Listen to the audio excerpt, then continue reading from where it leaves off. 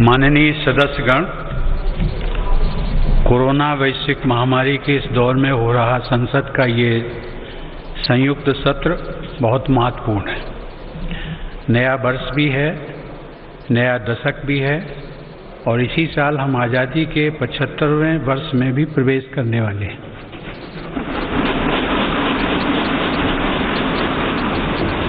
आज संसद के आप सभी सदस्य हर भारतवासी के इस संदेश और इस विश्वास के साथ यहाँ उपस्थित हैं कि चुनौती कितनी ही बड़ी क्यों न हो, न हम रुकेंगे और न भारत रुकेगा। भारत जब जब एकजुट हुआ है तब तब उसने असंभव से लगने वाले लक्ष्यों को प्राप्त किया है। ऐसी ही एकजुटता और पूज्य बापू की प्रेरणा ने हमें सैकड़ों वर्षों की गुलामी से आज़ाद दिलाई थी। इसी भावना को अभिव्यक्त करते हुए राष्ट्र प्रेम से ओतप्रोत कवि असम केसरी अंबिका गिरी राय चौधरी ने कहा था, ओम तत्सत भारत महात ऐक चेतोनाथ एक ध्यानोत ऐक साधुनाथ ऐक आवेगोत ऐक होइसा ऐक होइसा।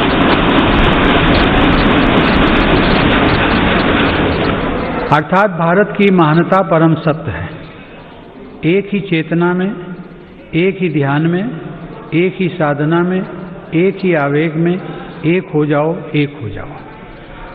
आज हम भारतीयों की यही एकजुटता, यही साधना देश को अनेक आपदाओं से बाहर निकाल कर लाई है। एक तरफ कोरोना जैसी वैश्विक महामारी, दूसरी तरफ अनेक राज्यों में बाढ़, कभी अनेक राज्यों में भूकंप, तो कभी बड़े बड़े साइक्लोन, टिड्डी दल के हमले से लेकर बर्ड फ्लू तक देशवासियों ने हर आपदा का डटकर सामना किया है। इसी काल में सीमा पर भी अप्रत्याशित तनाव बढ़ा। इतनी आपदाओं से, इतने मोर्चों पर देश एक साथ लड़ा और हर कसौटी पर खरा उतरा। इस दौरान हम सब देशवासियों के अप्रतिम साहस, संयम, अनुशासन और सेवा भाव के भी साक्षी बने हैं। महामारी के खिलाफ इस लड़ाई में हमने राष्ट्रपति प्रणब मुखर्जी का निधन भी कोरोना काल में हुआ। संसद के 6 सदस्य भी कोरोना की वजह से असमय हमें छोड़कर चले गए। मैं सभी के प्रति अपनी विनम्र श्रद्धांजलि अर्पित करता हूँ। माननीय सदस्यगण, हमारे शास्त्रों में कहा गया है, कृतम में दक्षिणे हस्ते जयो में सव्य आहिता। अर्थात हमारे एक हाथ में कर्तव्य होता है तो दूसरे हाथ में सफलता होती है। कोरोना महामारी के इस समय में जब दुनिया का प्रत्येक व्यक्ति, हर देश इससे प्रभावित हुआ, आज भारत एक नए सामर्थ्य के साथ दुनिया के सामने उभर कर आया है। मुझे संतोष है कि मेरी सरकार के समय पर लिए गए सटीक फैसलों से लाखों देशवासियों का जीवन बचा है। आज देश में कोरोना के नए मरीजों की संख्या भी तेजी से घट रही है और जो संक्रमण से ठीक हो चुके हैं उनकी संख्या भी बहुत अधिक है। माननीय सदस्यगण, जब हम बीते एक वर्ष को याद करते हैं तो हमें स्मरण होता है कि कैसे एक ओर नागरिकों के जीवन की रक्षा की चुनौती थी तो दूसरी तरफ अर्थव्यवस्था की चिंता भी करनी थी। अर्थव्यवस्था को संभालने के लिए रिकॉर्ड आर्थिक पैकेज की घोषणा के साथ ही मेरी सरकार ने इस बात का भी ध्यान रखा कि किसी गरीब को भूखा न रहना पड़े। प्रधानमंत्री गरीब कल्याण योजना के माध्यम से 8 महीनों तक 80 करोड़ लोगों को 5 किलो प्रति माह अतिरिक्त अनाज निःशुल्क सुनिश्चित किया गया। सरकार ने प्रवासी श्रमिकों, कामगारों और अपने घर से दूर रहने वाले लोगों की भी चिंता की। One nation, one ration card की सुविधा देने के साथ ही सरकार ने उन्हें निःशुल्क अनाज मुहैया कराया और उनके लिए श्रमिक स्पेशल ट्रेनें चलवाईं। महामारी के कारण शहरों से वापस आए प्रवासियों को उनके ही गांवों में काम देने के लिए मेरी सरकार ने 6 राज्यों में गरीब कल्याण रोजगार अभियान भी चलाया। इस अभियान की वजह से 50 करोड़ मैन डेज के बराबर रोजगार पैदा हुआ। सरकार ने रेहड़ी पटरी वालों और ठेला लगाने वाले भाई बहनों के लिए विशेष स्वनिधि योजना भी शुरू की। इसके साथ ही करीब 31,000 करोड़ रुपए गरीब महिलाओं के जन धन खातों में सीधे ट्रांसफर भी किए गए। इस दौरान देश भर में उज्ज्वला योजना की लाभार्थी गरीब महिलाओं को 14 करोड़ से अधिक मुफ्त गैस सिलेंडर भी मिले। अपने सभी निर्णयों में मेरी सरकार ने संघीय ढांचे की सामूहिक शक्ति का अद्वितीय उदाहरण भी प्रस्तुत किया है। केंद्र और राज्य सरकारों के बीच इस समन्वय ने लोकतंत्र को मजबूत बनाया है और संविधान की प्रतिष्ठा को सशक्त किया है। माननीय सदस्यगण, आचार्य चाणक्य ने कहा है, तृणम लघु तृणात् तूलम तूलादपि च याचकः वायुना किम न नीतो असो माम्यम या चयस्यति। अर्थात याचना करने वाले को घास के तिनके और रुई से भी हल्का माना गया है। रुई और तिनके को उड़ा ले जाने वाली हवा भी याचक को इसलिए अपने साथ उड़ाकर नहीं ले जाती कि कहीं वह हवा से भी कुछ मांग न ले। इस प्रकार हर कोई याचक से बचता है। इसका अभिप्राय यह है कि यदि अपने महत्व को बढ़ाना है तो दूसरों पर निर्भरता को कम करते हुए आत्मनिर्भर बनना होगा।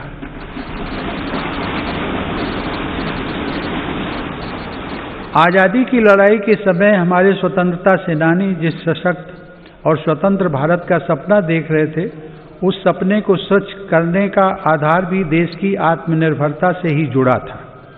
कोरोना काल में बनी वैश्विक परिस्थितियों ने जब हर देश की प्राथमिकता उसकी अपनी ज़रूरतें थी, हमें ये याद दिलाया है कि आत्मनिर्भर भारत का निर्माण क्यों इतना महत्वपूर्ण है। इस दौरान भारत ने बहुत ही कम समय में 2200 से अधिक प्रयोगशालाओं का नेटवर्क बनाकर हजारों वेंटिलेटर्स का निर्माण करके पीपीई किट से लेकर टेस्ट किट बनाने तक में आत्मनिर्भरता हासिल करके अपनी वैज्ञानिक क्षमता, अपनी तकनीकी दक्षता और अपने मजबूत स्टार्टअप इकोसिस्टम का भी परिचय दिया है। हमारे लिए यह और भी गर्व की बात है कि आज भारत दुनिया का सबसे बड़ा टीकाकरण अभियान चला रहा है। इस प्रोग्राम की दोनों वैक्सीन भारत में ही निर्मित हैं। संकट के इस समय में भारत ने मानवता के प्रति अपने दायित्व का निर्वहन करते हुए अनेक देशों को कोरोना वैक्सीन की लाखों खुराक उपलब्ध कराई है। भारत के इस कार्य की विश्व भर में हो रही प्रशंसा हमारी हजारों वर्ष पुरानी संस्कृति सर्वे संतु निरामया की भावना के साथ जग कल्याण की हमारी प्रार्थना हमारे प्रयासों को और ऊर्जा दे रही है। माननीय सदस्यगण, मेरी सरकार द्वारा स्वास्थ्य के क्षेत्र में पिछले 6 वर्षों में जो कार्य किए गए हैं, उनका बहुत बड़ा लाभ हमने इस कोरोना संकट के दौरान देखा है। इन वर्षों में इलाज से जुड़ी व्यवस्थाओं को आधुनिक बनाने के साथ ही बीमारी से बचाव पर भी उतना ही बल दिया गया है। राष्ट्रीय पोषण अभियान, फिट इंडिया अभियान, खेलो इंडिया अभियान, ऐसे अनेक कार्यक्रमों से स्वास्थ्य को लेकर देश में नई सतर्कता आई है। आयुर्वेद और योग को बढ़ावा देने के मेरी सरकार के प्रयासों का लाभ भी हमें देखने को मिला है। मेरी सरकार के प्रयासों से आज देश की स्वास्थ्य सेवाएं गरीबों को आसानी से उपलब्ध हो रही हैं तथा बीमारियों पर होने वाला उनका खर्च कम हो रहा है। आयुष्मान भारत प्रधानमंत्री जन आरोग्य योजना के तहत देश में 1.5 करोड़ गरीबों को 5 लाख रुपए तक का मुफ्त इलाज मिला है। इससे इन गरीबों को 30,000 करोड़ रुपए से ज़्यादा खर्च होने से बचे हैं। आज देश के 24,000 से ज़्यादा अस्पतालों में से किसी में भी आयुष्मान योजना का लाभ लिया जा सकता है। इसी तरह प्रधानमंत्री भारतीय जन औषधि योजना के तहत देश भर में बने 7,000 केंद्रों से गरीबों को बहुत सस्ती दर पर दवाइयां मिल रही हैं। इन केंद्रों में रोजाना लाखों मरीज दवाई खरीद रहे हैं। कीमत कम होने की वजह से मरीजों को सालाना लगभग 3,600 करोड़ रुपए की बचत हो रही है। माननीय सदस्यगण, देश में स्वास्थ्य सेवाओं के विस्तार के लिए मेडिकल शिक्षा का विस्तार भी अत्यंत आवश्यक है। साल 2014 में देश में सिर्फ 387 मेडिकल कॉलेज थे, लेकिन आज देश में 562 मेडिकल कॉलेज हैं।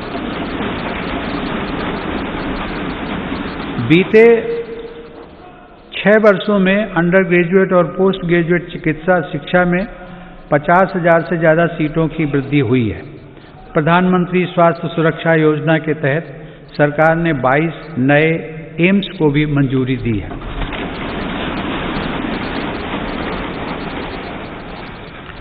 राष्ट्रीय चिकित्सा आयोग के साथ ही 4 स्वायत्त बोर्ड का गठन कर केंद्र सरकार ने चिकित्सा शिक्षा के क्षेत्र में ऐतिहासिक सुधारों की नींव रखी है। इन्हीं सुधारों के क्रम में दशकों पुरानी मेडिकल काउंसिल ऑफ इंडिया के स्थान पर नेशनल मेडिकल कमीशन की स्थापना की गई है। माननीय सदस्यगण, आत्मनिर्भर भारत अभियान केवल भारत में निर्माण तक ही सीमित नहीं है, बल्कि यह भारत के हर नागरिक का जीवन स्तर ऊपर उठाने तथा देश का आत्मविश्वास बढ़ाने का भी अभियान है। आत्मनिर्भर भारत का हमारा लक्ष्य आत्मनिर्भर कृषि से और सशक्त होगा।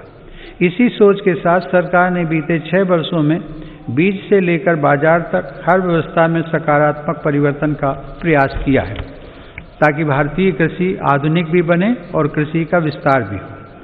इन्हीं प्रयासों के क्रम में मेरी सरकार ने स्वामीनाथन आयोग की सिफारिशों को लागू करते हुए लागत से 1.5 गुना MSP देने का फैसला भी किया है।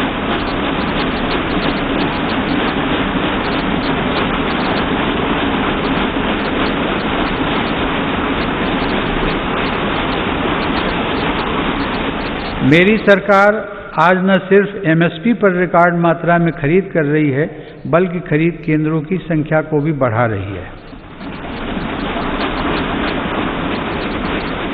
आज कृषि के लिए उपलब्ध सिंचाई के साधनों में भी व्यापक सुधार आ रहा है। पर ड्रॉप मोर क्रॉप के मंत्र पर चलते हुए सरकार पुरानी सिंचाई परियोजनाओं को पूरा करने के साथ ही सिंचाई के आधुनिक तरीके भी किसानों तक पहुंचा रही है। 2013-14 में जहां 42 लाख हेक्टेयर जमीन में ही माइक्रो इरिगेशन की सुविधा थी, वहीं आज 56 लाख हेक्टेयर से ज़्यादा अतिरिक्त जमीन को माइक्रो इरिगेशन से जोड़ा जा चुका है। मुझे खुशी है कि सरकार के इन प्रयासों को हमारे किसान अपने परिश्रम से और आगे बढ़ा रहे हैं। आज देश में खाद्यान्न उपलब्धता रिकॉर्ड स्तर पर है। वर्ष 2008-9 में जहां देश में 234 मिलियन टन खाद्यान्न की पैदावार हुई थी, वहीं साल 2019-20 में देश की पैदावार बढ़कर 296 मिलियन टन तक पहुंच गई है। इसी अवधि में सब्जी और फलों का उत्पादन भी 215 मिलियन टन से बढ़कर अब 320 मिलियन टन तक पहुंच गया है। मैं इसके लिए देश के किसानों का अभिनंदन करता हूं। माननीय सदस्यगण, समय की मांग है कि कृषि क्षेत्र में हमारे जो छोटे और सीमांत किसान हैं, जिनके पास सिर्फ 1 या 2 हेक्टेयर जमीन होती है, उन पर विशेष ध्यान दिया जाए। देश के सभी किसानों में से 80% से ज़्यादा ये छोटे किसान ही हैं और इनकी संख्या 10 करोड़ से ज़्यादा है। मेरी सरकार की प्राथमिकताओं में ये छोटे और सीमांत किसान भी हैं। ऐसे किसानों के छोटे छोटे खर्च में सहयोग करने के लिए PM किसान सम्मान निधि के जरिए उनके खातों में लगभग 1,13,000 करोड़ से अधिक रुपए सीधे ट्रांसफर किए जा चुके हैं। प्रधानमंत्री फसल बीमा योजना का लाभ भी देश के छोटे किसानों को हुआ है। इस योजना के तहत पिछले 5 वर्षों में किसानों को 17,000 करोड़ रुपए प्रीमियम के एवज में लगभग 90,000 करोड़ रुपए की राशि मुआवजे के तौर पर मिली है। देश के छोटे किसानों को साथ जोड़कर 10,000 किसान उत्पादक संगठनों यानी फार्मर प्रोड्यूसर ऑर्गेनाइजेशंस को स्थापित करने का अभियान एक ऐसा ही प्रभावशाली कदम है। इससे इन छोटे किसानों को समृद्ध किसानों की तरह बेहतर तकनीक, ज़्यादा ऋण, पोस्ट हार्वेस्टिंग प्रोसेसिंग एवं मार्केटिंग की सुविधाएं और प्राकृतिक आपदा के समय सुरक्षा मिलनी सुनिश्चित हुई है। इससे किसानों को अपनी फसल की ज़्यादा कीमत और ज़्यादा बचत का विकल्प भी मिला है।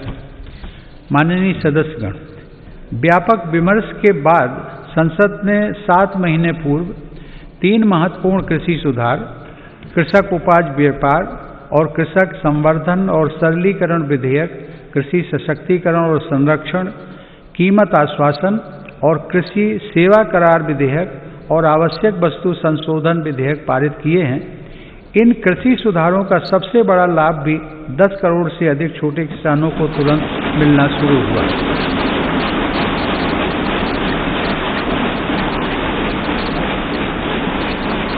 छोटे किसानों को होने वाले इन लाभों को समझते हुए ही अनेक राजनीतिक दलों ने समय समय पर इन सुधारों को अपना भरपूर समर्थन दिया था।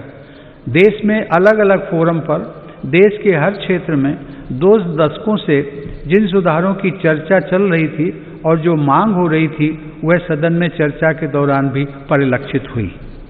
वर्तमान में इन कानूनों का अमलीकरण देश की सर्वोच्च अदालत ने स्थगित किया हुआ है। मेरी सरकार उच्चतम न्यायालय के निर्णय का पूरा सम्मान करते हुए उसका पालन करेगी। लोकतंत्र और संविधान की मर्यादा को सर्वोपरि रखने वाली मेरी सरकार इन कानूनों के संदर्भ में पैदा किए गए भ्रम को दूर करने का निरंतर प्रयास कर रही है। मेरी सरकार ने लोकतंत्र में अभिव्यक्ति की आज़ादी और शांतिपूर्ण आंदोलनों का हमेशा सम्मान किया है, लेकिन पिछले दिनों हुआ तिरंगे और गणतंत्र दिवस जैसे पवित्र दिन का अपमान बहुत दुर्भाग्यपूर्ण है। जो संविधान हमें अभिव्यक्ति की आज़ादी का अधिकार देता है, वही संविधान हमें सिखाता है कि कानून और नियम का भी उतनी ही गंभीरता से पालन करना चाहिए। मेरी सरकार ये स्पष्ट करना चाहती है कि 3 नए कृषि कानून बनने से पहले पुरानी व्यवस्थाओं के तहत जो अधिकार थे तथा जो सुविधाएं थी, उनमें कहीं कोई कमी नहीं की गई है, बल्कि इन कृषि सुधारों के जरिए सरकार ने किसानों को नई सुविधाएं उपलब्ध कराने के साथ साथ नए अधिकार भी दिए हैं।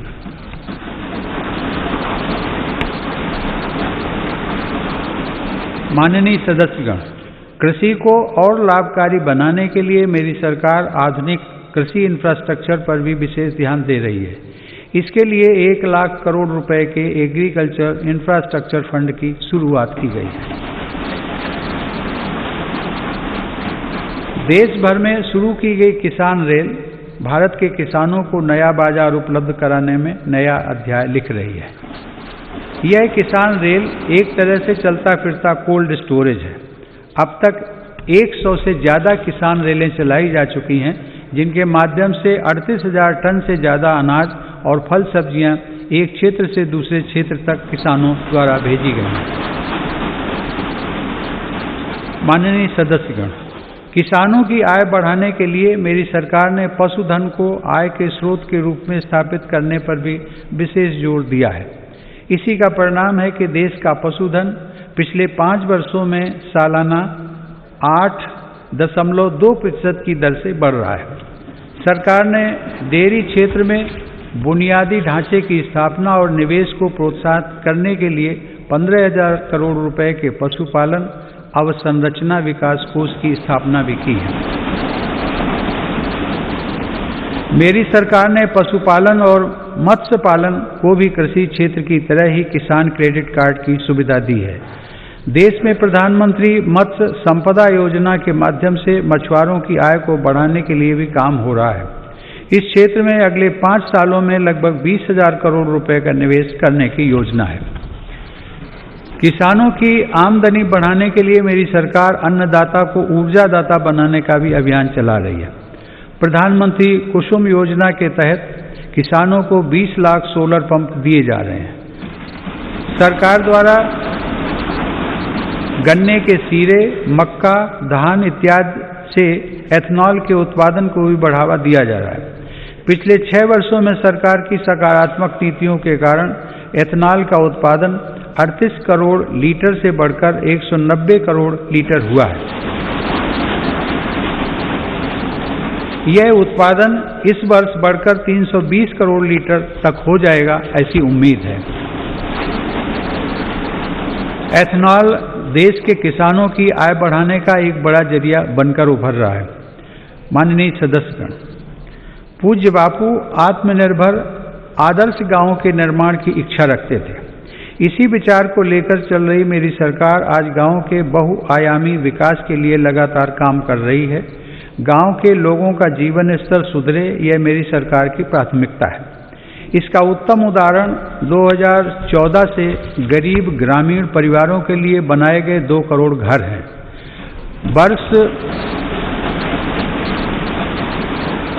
वर्ष 2022 तक हर गरीब को पक्की छत देने के लिए प्रधानमंत्री आवास योजना की गति भी तेज की गई है। मेरी सरकार द्वारा शुरू की गई स्वामित्व योजना से अब ग्रामीणों को उनकी संपत्ति पर कानूनी हक मिल रहा है। स्वामित्व के इस अधिकार से अब गांव में भी संपत्तियों पर बैंक लोन लेना, हाउस लोन लेना आसान बनेगा और ग्रामीण क्षेत्रों में आर्थिक गतिविधियां तेज होंगी। इस योजना का भी विशेष लाभ गांव के छोटे उद्यमियों और कुटीर उद्योगों से जुड़े लोगों तथा छोटे किसानों को होगा। माननीय सदस्यगण, बाबा साहेब आम्बेडकर संविधान के मुख्य शिल्पी होने के साथ साथ हमारे देश में वाटर पॉलिसी को दिशा दिखाने वाले भी थे। 8 नवंबर 1945 को कटक में एक कॉन्फ्रेंस के दौरान उन्होंने कहा था, water is wealth, water being the wealth of the people and its distribution being uncertain, the correct approach is not to complain against nature but to conserve water.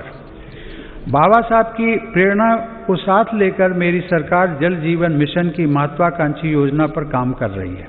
इसके तहत हर घर जल पहुंचाने के साथ ही जल संरक्षण पर भी तेज गति से काम किया जा रहा है। मुझे यह बताते हुए हर्ष है कि इस अभियान के तहत अब तक 3 करोड़ परिवारों को पाइप वाटर सप्लाई से जोड़ा जा चुका है। इस अभियान में अनुसूचित जातियों व जनजातियों के भाई बहनों तथा वंचित वर्गों के अन्य लोगों को प्राथमिकता के आधार पर पानी का कनेक्शन दिया जा रहा है। माननीय सदस्यगण, हमारे गांवों को 21वीं सदी की जरूरतों और इंफ्रास्ट्रक्चर से जोड़ने के लिए मेरी सरकार ने ग्रामीण सड़क नेटवर्क के विस्तार में भी सराहनीय काम किया है। प्रधानमंत्री ग्राम सड़क योजना के अंतर्गत देश के ग्रामीण क्षेत्रों में 6,42,000 किलोमीटर सड़क का निर्माण पूरा कर लिया गया। इस योजना के तीसरे चरण में ग्रामीण क्षेत्रों में बसावटों के साथ साथ स्कूलों, बाजारों और अस्पतालों आदि से जोड़ने वाले 1,25,000 किलोमीटर रास्तों को भी अपग्रेड किया जाएगा। गांव में सड़कों के साथ ही इंटरनेट की कनेक्टिविटी भी उतनी ही अहम है। हर गांव तक बिजली पहुंचाने के बाद मेरी सरकार देश के 6 लाख से अधिक गांवों को ऑप्टिकल फाइबर से जोड़ने के लिए अभियान चला रही है। माननीय सदस्यगण, हमारी अर्थव्यवस्था की आधारभूत ताकत हमारे गांव और छोटे शहरों में फैले हमारे लघु उद्योग, हमारे कुटीर उद्योग MSMEs हैं। भारत को आत्मनिर्भर बनाने का बहुत बड़ा सामर्थ्य हमारे इन लघु उद्योगों के ही पास है। देश के कुल निर्यात में इनकी भागीदारी लगभग 50% की है। आत्मनिर्भर भारत के मिशन में MSMEs की भूमिका को बढ़ाने के लिए भी अनेक कदम उठाए गए हैं। MSMEs की परिभाषा में बदलाव हो, निवेश की सीमा बढ़ाना हो या फिर सरकारी खरीद में वरीयता, अब लघु और कुटीर उद्योगों को विकास के लिए जरूरी प्रोत्साहन मिला है। 3 लाख करोड़ रुपए की इमरजेंसी क्रेडिट गारंटी योजना, मुश्किल में फंसे MSMEs के लिए 20,000 करोड़ की विशेष योजना और फंड ऑफ फंड्स जैसे प्रयासों ने लाखों लघु उद्यमियों को लाभ पहुंचाया है। जेम पोर्टल से देश के दूर दराज वाले क्षेत्रों के MSMEs को सरकारी खरीद में पारदर्शिता के साथ साथ अधिक भागीदारी भी मिल रही है। मेरी सरकार की यह निरंतर कोशिश है कि उद्यमशीलता का लाभ देश के हर वर्ग को मिले। हुनर हाट और उस्ताद योजना के माध्यम से लाखों शिल्पकारों का कौशल विकास भी किया जा रहा है और उनको रोजगार के अवसर दिए जा रहे हैं। इन लाभार्थियों में आधे से अधिक महिला शिल्पकार हैं। ई-हाट के माध्यम से इन शिल्पकारों को पूरी दुनिया के खरीदारों से जोड़ा जा रहा है। आत्मनिर्भर भारत में महिला उद्यमियों की विशेष भूमिका है। मेरी सरकार ने महिलाओं को स्वरोजगार के नए अवसर देने के लिए कई कदम उठाए हैं। मुद्रा योजना के तहत अब तक 25 करोड़ से ज़्यादा ऋण दिए जा चुके हैं, जिसमें से लगभग 70% ऋण महिला उद्यमियों को मिले हैं।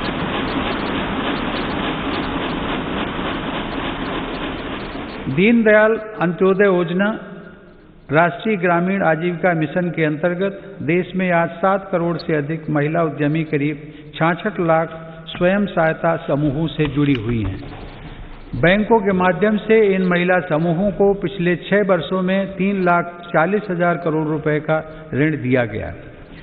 देश के ग्रामीण क्षेत्रों में कार्यरत महिलाओं के स्वास्थ्य को ध्यान में रखते हुए सरकार 1 रुपए में सुविधा सैनिटरी नैपकिन देने की योजना भी चला रही है। सरकार गर्भवती महिलाओं के मुफ्त चेकअप की मुहिम एवं राष्ट्रीय पोषण अभियान चलाकर उन्हें आर्थिक मदद देकर गर्भवती माताओं एवं शिशुओं के स्वास्थ्य की रक्षा के लिए निरंतर प्रयत्नशील है। इसी का परिणाम है कि देश में मातृ मृत्यु दर 2014 में प्रति लाख 130 से कम होकर 113 तक आ गई है। 5 वर्ष से कम आयु के बच्चों की मृत्यु दर भी पहली बार घटकर 36 तक आ गई है, जो वैश्विक दर 39 से कम है। महिलाओं की समान भागीदारी को आवश्यक मानने वाली मेरी सरकार नए नए क्षेत्रों में बहनों बेटियों के लिए नए अवसर बना रही है। भारतीय वायुसेना की फाइटर स्ट्रीम हो, मिलिट्री पुलिस में महिलाओं की नियुक्ति हो या फिर अंडरग्राउंड माइंस में तथा ओपन कास्ट माइंस में महिलाओं को रात्रि में कार्य करने की अनुमति, ये सभी निर्णय पहली बार मेरी सरकार ने ही लिए हैं। महिला सुरक्षा को ध्यान में रखते हुए वन स्टॉप सेंटर, अपराधियों का राष्ट्रीय database, emergency response support system और देश भर में फास्ट ट्रैक कोर्ट पर तेजी से काम किया गया। माननीय सदस्यगण, 21वीं सदी की वैश्विक आवश्यकताओं और चुनौतियों को ध्यान में रखते हुए सरकार ने राष्ट्रीय शिक्षा नीति की घोषणा की है। राष्ट्रीय शिक्षा नीति में पहली बार छात्रों को अपनी रुचि के हिसाब से विषय पढ़ने की आज़ादी दी गई है। किसी कोर्स के बीच में भी विषय और स्ट्रीम बदलने का विकल्प युवाओं को दिया गया है। मेरी सरकार ने ई विद्या के अंतर्गत स्कूली शिक्षा के लिए दीक्षा ऑनलाइन पोर्टल को one nation one digital platform के रूप में विकसित किया है। विद्यार्थियों के हितों के लिए संवेदनशील मेरी सरकार ने JEE और नीट परीक्षाओं का भी सफल आयोजन कर उनका 1 साल व्यर्थ होने से बचाया है। माननीय सदस्यगण, मेरी सरकार का मानना है कि सबसे ज्यादा वंचित वर्गों की सामाजिक और आर्थिक विकास की यात्रा गुणवत्ता युक्त शिक्षा से आरंभ होती है। सरकार की विभिन्न छात्रवृत्ति योजनाओं का लाभ ऐसे ही 3 करोड़ 20 लाख से ज्यादा विद्यार्थियों को मिल रहा है। इनमें अनुसूचित जाति, पिछड़ा वर्ग, वनवासी एवं जनजातीय वर्ग और अल्पसंख्यक समुदाय के छात्र छात्राएं शामिल हैं। सरकार का प्रयास है कि ज्यादा से ज्यादा पात्र और जरूरतमंद विद्यार्थियों को छात्रवृत्तियों का लाभ मिले। इसके साथ ही अनुसूचित जाति के विद्यार्थियों को दी जाने वाली पोस्ट मैट्रिक छात्रवृत्ति में केंद्र सरकार के हिस्से को भी बढ़ाया जा रहा है। इसी प्रकार जनजातीय युवाओं की शिक्षा के लिए हर आदिवासी बहुल ब्लॉक तक एकलव्य आवासीय मॉडल स्कूल के विस्तार का काम भी किया जा रहा है। अब तक इस प्रकार के 550 से ज्यादा स्कूल स्वीकृत किए जा चुके हैं। शिक्षा के साथ साथ नौकरी की प्राथमिकताएं आसान करने और व्यवस्थित करने पर भी मेरी सरकार का जोर है। ग्रुप सी और ग्रुप डी में इंटरव्यू समाप्त करने से युवाओं को बहुत लाभ हुआ है। सरकार ने नेशनल रिक्रूटमेंट एजेंसी का गठन करके नौजवानों को नियुक्ति के लिए कई अलग अलग परीक्षाएं देने की परेशानी से मुक्त किया है। माननीय सदस्यगण, मेरी सरकार सबका साथ, सबका विकास, सबका विश्वास के मंत्र के साथ देश के हर क्षेत्र और हर वर्ग के विकास को प्राथमिकता दे रही है। दिव्यांगजनों की मुश्किलों को कम करने के लिए देश भर में हजारों इमारतों को, सार्वजनिक बसों और रेलवे को सुगम बनाया गया है। लगभग 700 वेबसाइटों को दिव्यांगजनों के अनुकूल तैयार किया गया है। इसी तरह ट्रांसजेंडर व्यक्तियों को भी बेहतर सुविधाएं और समान अवसर देने के लिए transgender persons protection of rights act लागू किया गया है। डी नोटिफाइड नोमैडिक एवं सेमी नोमैडिक कम्युनिटीज यानी विमुक्त, घुमंतु और अर्धघुमंतु समुदायों के लिए भी विकास एवं कल्याण बोर्ड की स्थापना की गई है। विकास की दौड़ में पीछे रह गए देश के 112 आकांक्षी जिलों में मेरी सरकार प्राथमिकता के आधार पर विकास योजनाओं को लागू कर रही है। इसका बहुत बड़ा लाभ आदिवासी भाई बहनों को हो रहा है। आदिवासियों की आजीविका के प्रमुख साधन यानी वन उपज की मार्केटिंग और वन उपज आधारित छोटे उद्योगों की स्थापना का काम भी जारी है। ऐसी कोशिशों से लगभग 600 करोड़ रुपए की अतिरिक्त राशि जनजातीय परिवारों तक पहुंची है। सरकार द्वारा 46 वन उपजों पर एमएसपी 90% तक बढ़ाई गई है।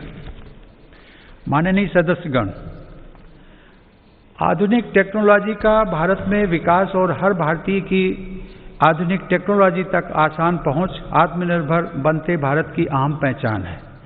2 गज की दूरी की अनिवार्यता के बीच देश की संस्थाओं और नागरिकों ने डिजिटल इंडिया की ताकत से देश की रफ्तार को थमने नहीं दिया। पिछले वर्ष दिसंबर में यूपीआई से 4 लाख करोड़ रुपए से भी अधिक का डिजिटल पेमेंट हुआ है। आज देश के 200 से ज्यादा बैंक यूपीआई व्यवस्था से जुड़े हैं। इसी तरह डिजिलॉकर का 400 करोड़ से अधिक डिजिटल डॉक्यूमेंट्स के लिए पेपरलेस प्लेटफॉर्म की तरह उपयोग किया जा रहा है। उमंग ऐप पर भी देश के करोड़ों नागरिक 2000 से ज्यादा सेवाओं का लाभ ले रहे हैं। देश में 3.5 लाख से अधिक कॉमन सर्विस सेंटर ग्रामीण क्षेत्रों में लोगों को सरकारी सेवाओं से जोड़ रहे हैं। इसी क्रम में इंडियन स्टैंप एक्ट में संशोधन करके अब देश में ई स्टैंप की व्यवस्था भी लागू कर दी गई है। जनधन खातों, आधार और मोबाइल की त्रिशक्ति ने लोगों को उनका अधिकार सुनिश्चित किया है। इस जैम त्रिशक्ति की वजह से 1,80,000 करोड़ रुपए गलत हाथों में जाने से बच रहे हैं। मेरी सरकार द्वारा राष्ट्रीय डिजिटल हेल्थ मिशन के जरिए चिकित्सा सेवाओं को डिजिटल बनाने की शुरुआत भी की गई है। इसके माध्यम से आने वाले समय में देश के नागरिक डिजिटल अपॉइंटमेंट, डिजिटल रिपोर्ट के साथ साथ डिजिटल हेल्थ रिकॉर्ड जैसी सुविधाओं का लाभ भी उठा सकेंगे। हमारा अपना नेविगेशन सैटेलाइट सिस्टम नाविक भी आज भारत का गौरव बढ़ा रहा है। इसका लाभ अब हजारों मछुआरे साथियों को मिल रहा है। हाल ही में नेशनल एटॉमिक क्लॉक और भारतीय निर्देशक द्रव्य प्रणाली के रूप में नए मानक भी राष्ट्र को समर्पित किए गए हैं। इन स्वदेशी समाधानों से भारत के प्रोडक्ट्स को अंतर्राष्ट्रीय मानकों के अनुरूप बनाने में मदद मिलेगी। टेक्नोलॉजी का यह अभियान देश की लोकतांत्रिक संस्थाओं को भी सशक्त कर रहा है। इस दिशा में राष्ट्रीय ई विधान ऐप के जरिए देश की सभी विधानसभाओं, विधान परिषदों और संसद के दोनों सदनों का डिजिटलीकरण किया जा रहा है। राज्य विधानसभाओं में नेशनल ई विधान एप्लीकेशन यानी नेवा का कार्यान्वयन विधायी और लोकतांत्रिक प्रक्रियाओं के संचालन में एक नए युग की शुरुआत करेगा। माननीय सदस्यगण, हमारी संसद लोकतंत्र में देशवासियों की बढ़ती हुई भागीदारी और नए भारत की आकांक्षाओं की पूर्ति का एक महत्वपूर्ण माध्यम है। पहले की सरकारों में तथा संसद के सदनों में ये बात उठती रही है कि संसद की यह इमारत हमारी वर्तमान आवश्यकताओं को पूरा करने में अपर्याप्त सिद्ध हो रही है। संसद की नई इमारत को लेकर पहले की सरकारों ने भी प्रयास किए थे। यह सुखद संयोग है कि आज़ादी के 75वें वर्ष की तरफ बढ़ते हुए हमारे देश ने संसद की नई इमारत का निर्माण शुरू कर दिया।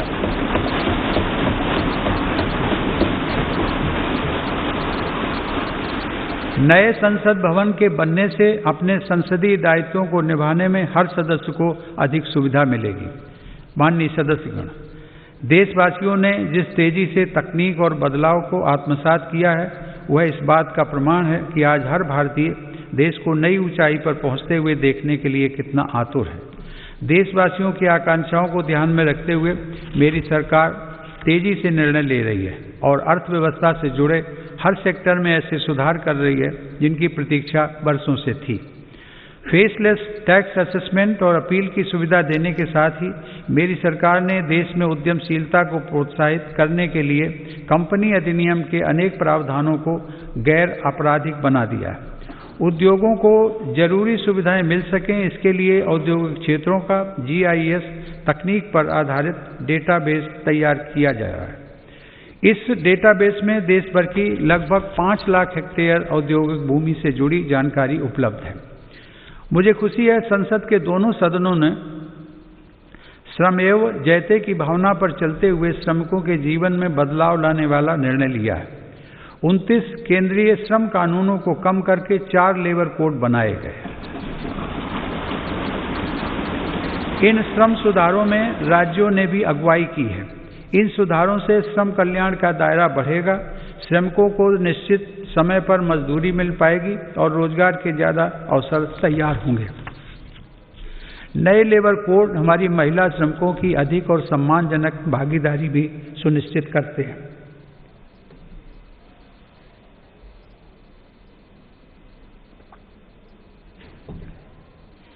उद्योगों के लिए श्रम के साथ साथ आसान पूंजी भी बहुत आवश्यक है। इसके लिए देश के बैंकिंग सिस्टम को सशक्त किया जा रहा है। देश में बड़े और शक्तिशाली बैंकों के निर्माण के लिए छोटे बैंकों का आपस में विलय भी इसी दिशा में उठाया गया कदम है।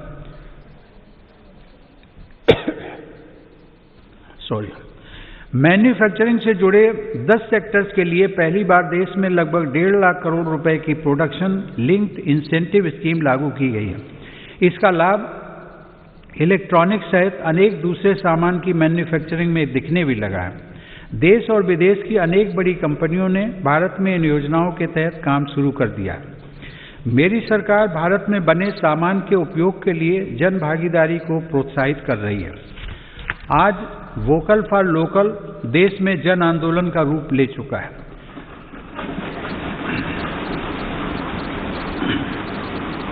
भारत में बने सामान के प्रति भावनात्मक लगाव के साथ ही गुणवत्ता में भी श्रेष्ठ हों, इस दिशा में काम किया जा रहा है। देश में ईज ऑफ डूइंग बिजनेस में सुधार के लिए भी निरंतर कदम उठाए जा रहे हैं। इसके लिए राज्यों के बीच स्वस्थ प्रतिस्पर्धा को प्रोत्साहित किया जा रहा है। यह बड़े हर्ष की बात है कि रैंकिंग में सुधार की गंभीरता को राज्य भी समझ रहे हैं और इसमें बढ़ चढ़कर हिस्सा ले रहे हैं। कोरोना के इस काल में प्रत्येक भारतीय का जीवन बचाने के प्रयासों के बीच अर्थव्यवस्था को जो हानि हुई थी, उससे भी अब देश उबरने लगा है। यह आज अनेक इंडिकेटर्स के माध्यम से स्पष्ट हो रहा है। इस मुश्किल समय में भी भारत दुनिया के निवेशकों के लिए आकर्षक स्थान बनकर उभरा है।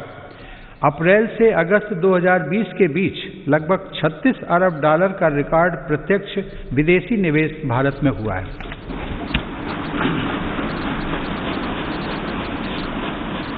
माननीय सदस्यगण, मेरी सरकार मानती है कि देश में आधुनिक इंफ्रास्ट्रक्चर का निर्माण नए और आत्मनिर्भर भारत के लिए मजबूत नींव का काम करेगा।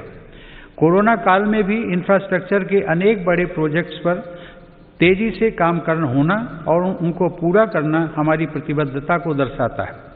चेन्नई से पोर्ट ब्लेयर तक सबमरीन ऑप्टिकल फाइबर केबल हो, अटल टनल हो या फिर 4 धाम सड़क परियोजना, हमारा देश विकास के कार्यों को आगे बढ़ाता रहा।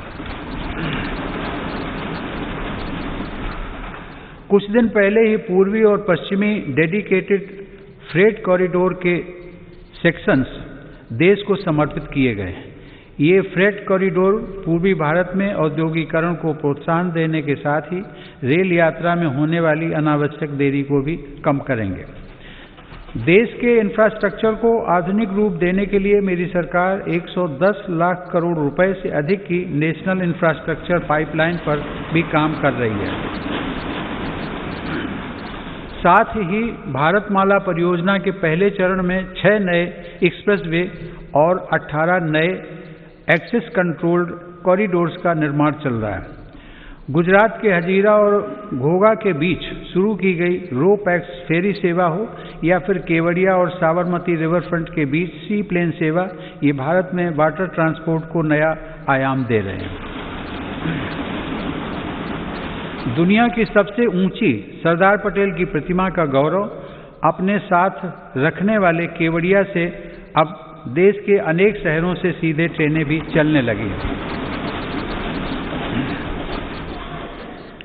माननीय सदस्यगण, देश को गैस बेस्ड इकॉनमी बनाने के लिए गैस कनेक्टिविटी पर भी तेज गति से काम किया जा रहा है। कुछ दिनों पहले ही कोच्चि मैंगलोर गैस पाइपलाइन का लोकार्पण किया गया है। डोभी दुर्गापुर गैस पाइपलाइन का निर्माण ऊर्जा गंगा का प्रवाह बढ़ा रहा है। यह पाइपलाइन पश्चिम बंगाल तक जाएगी और पूर्वी भारत के विभिन्न उद्योगों, विशेषकर खाद कारखानों को गैस उपलब्ध कराएगी। इसी तरह तमिलनाडु के खाद कारखाने और अन्य औद्योगिक इकाइयों को गैस पाइपलाइन से जोड़ने के लिए तूतीकोरन रामनाथपुरम गैस पाइपलाइन पर तीव्र गति से कार्य चल रहा है। माननीय सदस्यगण, मेरी सरकार देश में शहरीकरण के विकास को एक अवसर के रूप में देखती है। इसलिए शहरी इंफ्रास्ट्रक्चर का व्यापक निवेश किया जा रहा है। शहरों में गरीबों के लिए स्वीकृत 1 करोड़ से अधिक घरों में से करीब 40 लाख का निर्माण पूरा हो चुका है। कुछ दिन पहले देश के 6 शहरों में आधुनिक टेक्नोलॉजी आधारित घर बनाने का काम भी शुरू किया गया है। शहरों में काम करने वाले श्रमिकों को बेहतर आवास मिल सके, इसके लिए उचित किराए वाली योजना भी शुरू की गई है। शहरों में कनेक्टिविटी से जुड़ा इंफ्रास्ट्रक्चर भी सरकार की प्राथमिकता है। आज देश के 27 शहरों में मेट्रो सेवा के विस्तार के लिए काम चल रहा है। कुछ दिन पहले ही दिल्ली मेट्रो के एक रूट पर ड्राइवरलेस मेट्रो का परिचालन भी किया गया।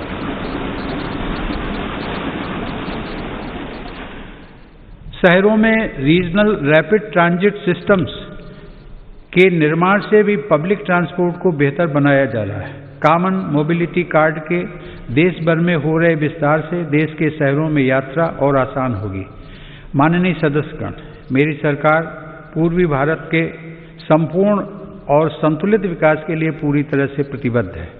पूर्वोत्तर की भौगोलिक, सांस्कृतिक, भाषाई विशेषताओं और सामाजिक पहचान को सुरक्षित रखते हुए तेज विकास की नीति पर काम किया जा रहा है। ब्रह्मपुत्र नदी असम सहित उत्तर पूर्वी राज्यों की जीवन धारा है। इसी जीवन धारा को आर्थिक गतिविधियों का आधार बनाकर विभिन्न राष्ट्रीय जलमार्गों के आरंभ के लिए काम हो रहा है। इसका लाभ पूर्वोत्तर के किसानों, युवाओं और उद्यमियों को सभी को मिलेगा। अर्थ ब्रह्मपुत्र प्रोग्राम से इंटीग्रेटेड नेशनल वाटरवेज का विकास कर ब्रह्मपुत्र और बराक नदी को विकास की धारा बनाने का प्रयास जारी है। मेरी सरकार ने पूर्वोत्तर में स्थायी शांति के लिए संवेदनशीलता और सहभागिता की जिस नीति के साथ काम किया, उसका लाभ आज साफ दिख रहा है। आज पूर्वोत्तर में उग्रवाद समाप्ति की ओर है और हिंसा की घटनाओं में बड़ी कमी आई है। हिंसा के रास्ते पर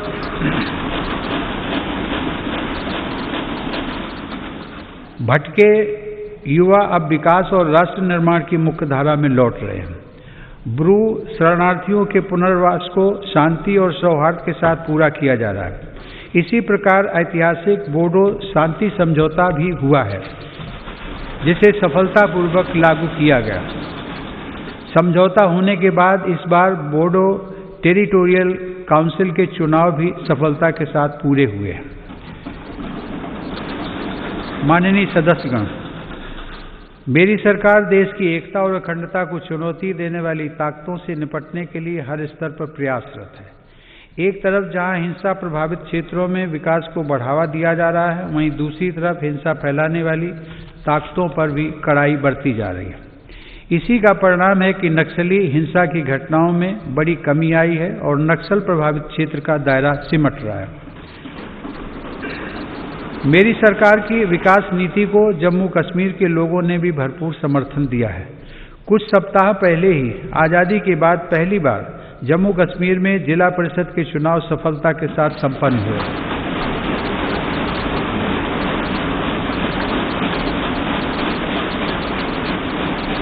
बड़ी संख्या में मतदाताओं की भागीदारी ने दर्शाया है कि जम्मू कश्मीर नए लोकतांत्रिक भविष्य की तरफ तेजी से आगे बढ़ चला है। प्रदेश के लोगों को नए अधिकार मिलने से उनका सशक्तिकरण हुआ है। आयुष्मान भारत सेहत योजना लागू होने के बाद जम्मू कश्मीर के हर परिवार को 5 लाख रुपए तक के मुफ्त इलाज का लाभ मिलना तय हुआ है।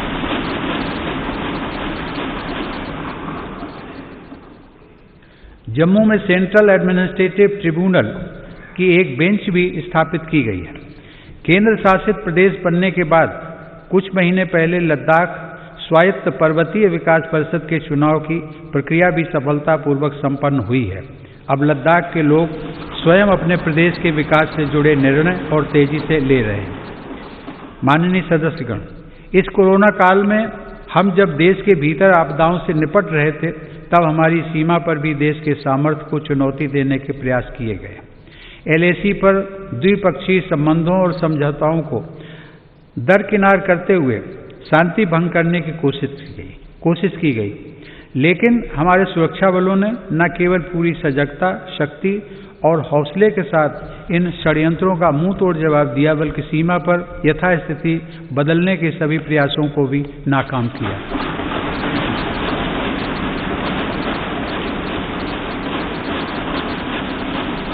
हमारे जांबाजों ने जिस संयम, शौर्य और पराक्रम का परिचय दिया, उसकी जितनी भी सराहना की जाए कम है।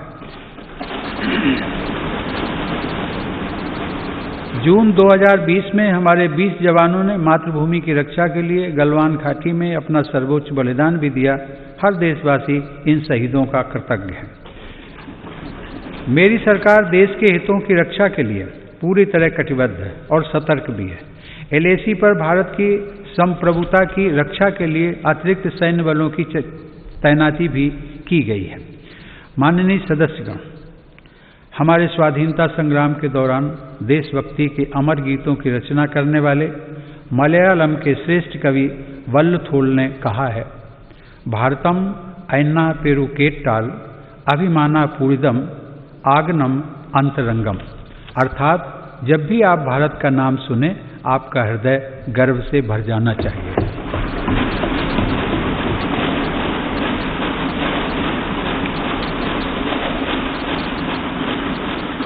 मेरी सरकार भविष्य के भारत की व्यापक भूमिका को देखते हुए अपनी सैन्य तैयारियों को सशक्त करने में जुटी है।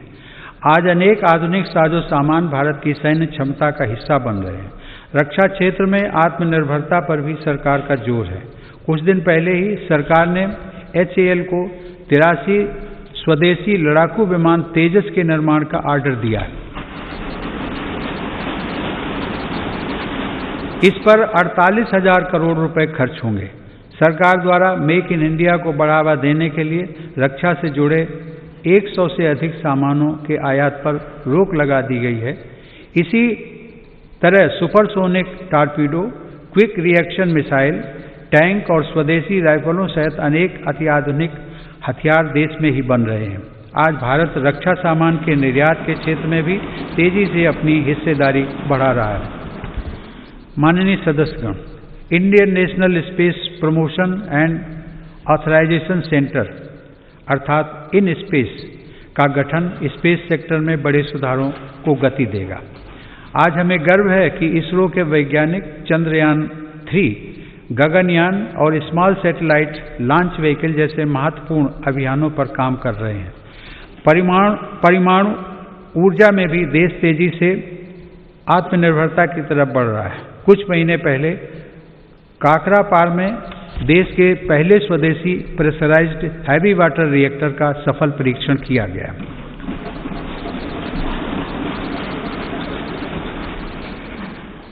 माननीय सदस्यगण, विकास के साथ ही पर्यावरण सुरक्षा भी मेरी सरकार की सर्वोच्च प्राथमिकताओं में से एक है।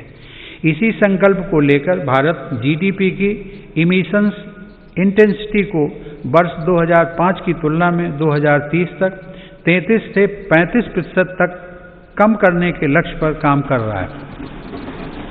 पेरिस समझौते को लागू करने में भारत दुनिया के अग्रणी देशों में शामिल है। हाल ही में कच्छ के रेगिस्तान में दुनिया का सबसे बड़ा हाइब्रिड रिन्यूएबल एनर्जी पार्क बनाने का काम शुरू हुआ है। पिछले 6 वर्षों में भारत की नवीकरणीय ऊर्जा क्षमता में 2.5 गुना वृद्धि हुई है, जबकि सौर ऊर्जा क्षमता 13 गुना बढ़ी है। आज देश में कुल ऊर्जा उत्पादन क्षमता का लगभग 1/4 हिस्सा नवीकरणीय स्रोतों पर आधारित है। माननीय सदस्यगण, भारत अपनी वैश्विक जिम्मेदारियों को इस कोरोना काल में भी जिस गंभीरता से निभा रहा है, उसे आज दुनिया देख रही है। वसुधैव कुटुंबकम की भावना को चरितार्थ करते हुए भारत ने देश की घरेलू जरूरतों को पूरा करने के साथ ही 150 से अधिक देशों को जरूरी दवाइयों की आपूर्ति की। भारत वैश्विक स्तर पर वैक्सीन की उपलब्धता को सुनिश्चित करवाने के लिए प्रतिबद्ध है। यह देश का गौरव बढ़ाने वाली बात है कि वंदे भारत मिशन, जो दुनिया में इस प्रकार का सबसे बड़ा अभियान है, उसकी सराहना हो रही है। भारत ने दुनिया के सभी हिस्सों से लगभग 50 लाख भारतीयों को स्वदेश वापस लाने के साथ ही 1 लाख से अधिक विदेशी नागरिकों को भी उनके अपने देशों तक पहुंचाया है। कोविड-19 की बाधाओं के बावजूद भारत ने सभी साथी देशों से अपने संपर्कों और संबंधों को और मजबूत बनाया है।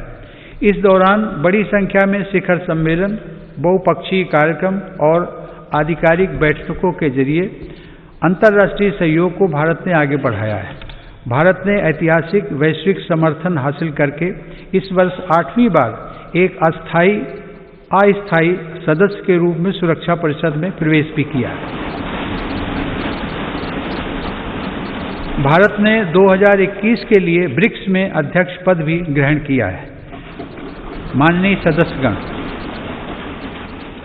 आज जब भारत दुनिया में अपनी नई पहचान के साथ आगे बढ़ने के लिए तत्पर है, तो हमें भी उतने ही बड़े संकल्पों को सिद्ध करना होगा।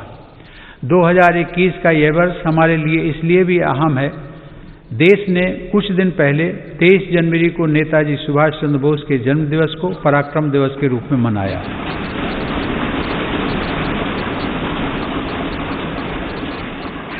यह वर्ष नेताजी की 125वीं जन्म जयंती का वर्ष भी है। नेताजी की जयंती को बड़े पैमाने पर मनाने के लिए मेरी सरकार ने एक उच्च स्तरीय समिति का गठन किया है। हम सबके पूज्य गुरु तेग बहादुर का 400वां प्रकाश पर्व भी हम पूरी श्रद्धा के साथ मनाएंगे। इन समारोहों के साथ ही देश की स्वतंत्रता के 75वें वर्ष के उपलक्ष्य में अमृत महोत्सव का शुभारंभ भी इसी वर्ष हो जाएगा। माननीय सदस्यगण, विगत वर्ष में सामूहिकता की जिस शक्ति का हमने साक्षात्कार किया है, उसी शक्ति से हमें नए लक्ष्यों को प्राप्त करना है। पिछले कुछ वर्षों में देश ने अनेक ऐसे काम कर दिखाए हैं जिनको कभी बहुत कठिन माना जाता था। आर्टिकल 370 के प्रावधानों के हटने के बाद जम्मू कश्मीर के लोगों को नए अधिकार मिले हैं।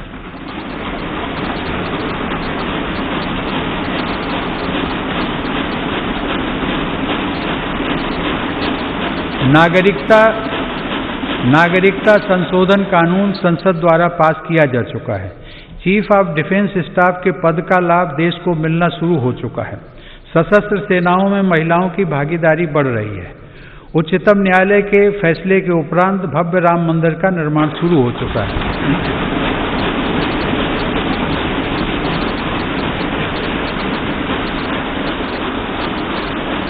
ईज ऑफ डूइंग बिजनेस की रैंकिंग में भारत ने रिकॉर्ड सुधार किया है।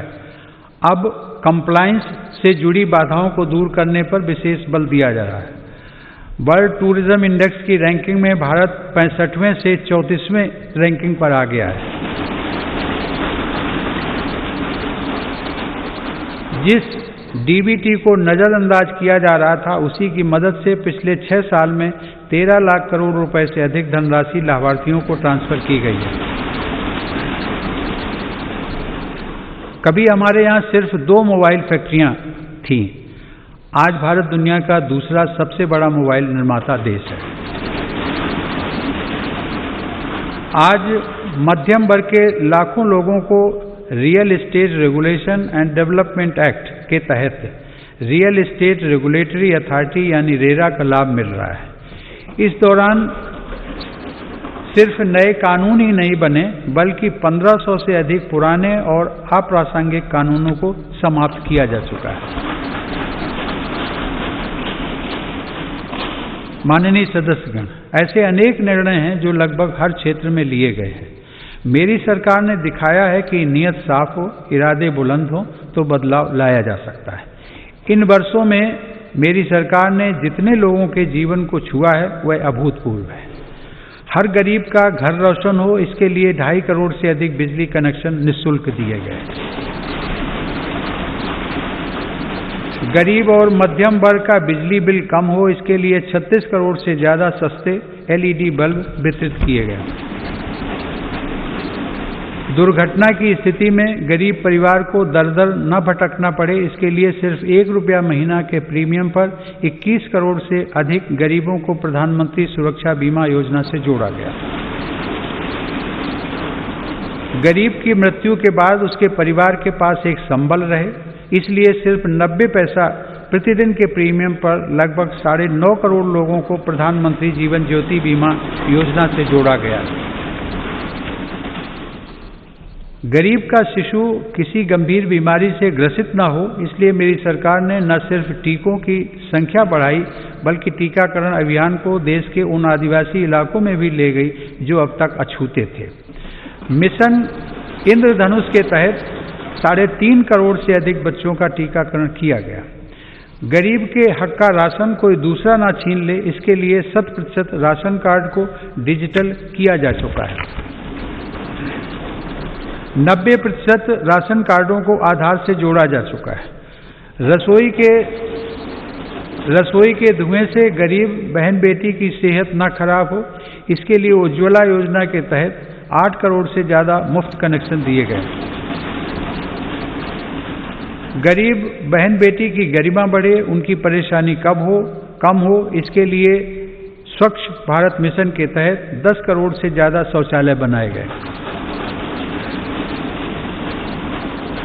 घर में काम करने वाले भाई बहन, गाड़ी चलाने वाले, जूता सिलने वाले, कपड़ा प्रेस करने वाले, खेतिहर मजदूर, ऐसे गरीब साथियों को भी पेंशन मिले, इसके लिए प्रधानमंत्री श्रम योगी मान धन योजना चलाई गई। गरीब को बैंकिंग व्यवस्था का लाभ मिले, इसके लिए 41 करोड़ से अधिक गरीबों के जनधन खाते खोले गए। इनमें से आधे से अधिक खाते हमारी गरीब बहनों और बेटियों के हैं। माननीय सदस्यगण, ये सिर्फ आंकड़े नहीं हैं, इनमें से हर आंकड़ा अपने आप में एक जीवन गाथा है। इस संसद के अनेक सदस्यों ने अपने जीवन का बहुत लंबा समय इन्हीं परिस्थितियों में गुजारा है। हमारे जिस कार्य से गरीब भाई बहनों की चिंता, उनका दुख और तकलीफ कम हो सके, उन्हें अधिक से अधिक मूलभूत सुविधाओं के साथ जोड़कर सशक्तिकरण और आत्मसम्मान के पथ पर आगे बढ़ाया जा सके, ऐसा प्रत्येक कार्य इस संसद में हमारी उपस्थिति को सार्थक बनाएगा। मुझे गर्व है कि मेरी सरकार पूरी निष्ठा और ईमानदार नीयत के साथ पिछले 6 वर्षों से इस दिशा में निरंतर काम कर रही है, फैसले ले रही है तथा उन्हें लागू कर रही है। माननीय सदस्यगण, वीरता, अध्यात्म और प्रतिभाओं की भूमि पश्चिम बंगाल के सपूत गुरुदेव रविंद्रनाथ टैगोर के बड़े भाई ज्योतिरिंद्रनाथ टैगोर ने देश प्रेम से भरे एक ओजस्वी गीत की रचना की थी।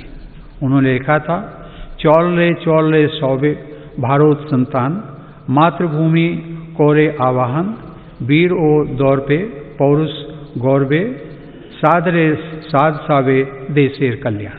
अर्थात मातृभूमि आह्वान कर रही है कि भारत की संतानों, सभी मिलजुल कर चलते रहो, वीरता के स्वाभिमान तथा पौरुष के गर्व के साथ तुम सभी देश के कल्याण की निरंतर कामना करते रहो। आइए हम सब मिलकर आगे बढ़ें, सभी देशवासी मिलकर आगे बढ़ें, अपना कर्तव्य निभाएं और राष्ट्र निर्माण में अपना योगदान दें। आइए भारत को आत्मनिर्भर बनाएं।